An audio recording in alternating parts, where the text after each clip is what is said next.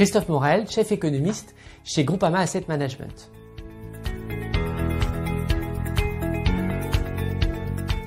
Alors oui, je pense qu'on va continuer d'être surpris à la hausse sur la croissance. Parce qu'il faut prendre conscience que la crise sanitaire a déclenché deux événements exceptionnels qui auront un impact durable sur la croissance. D'abord, le fait qu'il y a eu un quasi-arrêt pendant plusieurs semaines dans le monde entier de l'activité dans la construction, dans l'industrie et dans certains services. Et naturellement, ça va demander beaucoup de temps avant de récupérer ce retard accumulé et qui est très exceptionnel. Et le deuxième fait exceptionnel, c'est que, évidemment, pour faire face à l'urgence, les gouvernements dans les pays développés ont simultanément injecté des revenus et ça s'est traduit par une hausse des endettements publics de 10 à 30 points de PIB selon les pays, environ 20 points de PIB dans le cas français.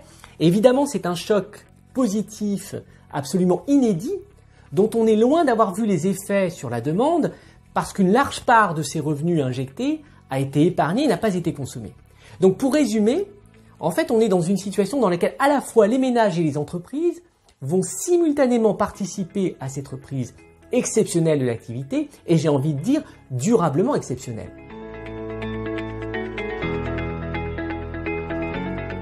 Alors je pense qu'il y a trois leviers à la croissance. Alors le premier levier, ce sont les stocks, c'est-à-dire le besoin de reconstituer des stocks qui sont historiquement bas dans tous les pays développés, à la fois dans le commerce de gros et dans le commerce de détail.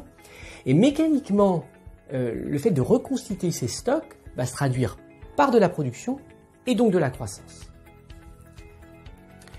Le deuxième levier de croissance, c'est la consommation. Parce que pendant la crise, avec les mesures de restriction sanitaire, les ménages ont accumulé une épargne dite forcée. En zone euro, nous avons évalué ce réservoir d'épargne à 6% du PIB. Et même en étant très prudent sur la façon dont les ménages peuvent utiliser cette épargne, la consommation sera forcément soutenue. Donc il y aura de la consommation et de la croissance. Et enfin, le troisième levier, c'est l'investissement. Il y a eu une prise de conscience, assez récente d'ailleurs, qu'il y a des besoins d'investissement considérables dans la santé, dans l'éducation, dans l'infrastructure et bien évidemment dans la transition environnementale. Et ces besoins d'investir supposeront d'ailleurs à nouveau une impulsion publique et cette impulsion qui va venir d'en haut des États va entraîner les entreprises, l'investissement des entreprises. Donc l'horizon est en train de se rallonger. Donc si je résume, ces trois leviers de croissance, ce sont trois retards. Retard dans les stocks, retard dans la consommation et retard dans l'investissement.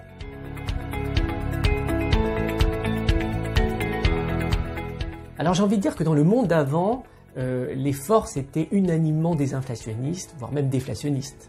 Je rappelle que les banques centrales, les marchés financiers créaient la déflation, c'est-à-dire cet environnement où on a à la fois une baisse des prix et une baisse de l'activité. Et bien désormais, ces forces désinflationnistes sont contrebalancées par l'apparition de forces inflationnistes. Alors ces forces inflationnistes ont à la fois une nature conjoncturelle et structurelle. Sur la nature conjoncturelle, eh bien là je reprends ma thèse au fond de l'élastique conjoncturel, du choc de demande positif. Donc ce choc de demande, ça va maintenir durablement les goulets d'étranglement et la pénurie de main-d'œuvre dans certains secteurs. Et puis, la nature conjoncturelle se poursuit avec la nouvelle architecture de politique économique. On a désormais des commandes publiques combinées avec une politique monétaire très accommodante. Et ça, c'est radicalement différent du monde d'avant où, je rappelle, on n'avait qu'une politique monétaire accommodante avec injection de liquidité et un risque de trappe à liquidité. Et à ces facteurs conjoncturels, eh bien, on peut ajouter des facteurs structurels. J'ai envie d'en citer deux. Le premier, c'est la transition environnementale. Le prix des énergies polluantes doit nécessairement augmenter pour inciter à la substitution. Et ça se traduit par un risque haussier sur les matières premières énergétiques, le pétrole, le charbon, le gaz et même l'électricité. Et le deuxième facteur structurel, c'est la nouvelle donne géopolitique qui va conduire, alors seulement progressivement, mais qui va conduire à des relocalisations régionales des chaînes de valeur, provoquant à un moment donné une hausse des coûts salariaux. Alors finalement, on peut se poser la question, est-ce grave, docteur, ce retour à un régime d'inflation plus élevé? D'abord, j'évoque un régime d'inflation plus élevé, j'évoque pas un régime d'hyperinflation. De ce point de vue, l'hyperinflation, telle qu'on a connue dans les années 70, ça nous semble très improbable dans un monde où les salaires sont négociés individuellement et non plus collectivement. Mais surtout, le retour à un peu d'inflation, eh bien, c'était souhaitable et souhaité. Et tant que cette inflation n'est pas incontrôlable, eh bien, elle ne pénalise ni la croissance, ni les marchés actions. Alors, d'abord, le fait que ça a beaucoup augmenté ne constitue pas, selon moi, un argument en soi. On aurait pu sortir cet argument déjà bien souvent. Maintenant, c'est vrai qu'on doit reconnaître que les marchés actions sont chers en absolu. Les ratios de capitalisation sont très élevés. Selon les pays, les cours boursiers représentent 35 à 40 années de bénéfices. Mais plusieurs facteurs nous conduisent à rester positifs sur les actions. D'abord, c'est que la rentabilité attendue sur les actions doit être comparée au rendement alternatif des obligations. Et de ce point de vue, ce qu'on appelle la prime de risque sur les actions s'établit selon nos calculs autour de 3,5%, ce qui reste intéressant. Ensuite, eh bien, vous venez de l'entendre, notre scénario économique suggère que les résultats des entreprises vont encore surprendre à la hausse, notamment sur la partie haute, c'est-à-dire le chiffre d'affaires. Et enfin, évidemment, nous ne sommes jamais à l'abri d'une erreur de communication des banques centrales. C'est sans doute le principal risque.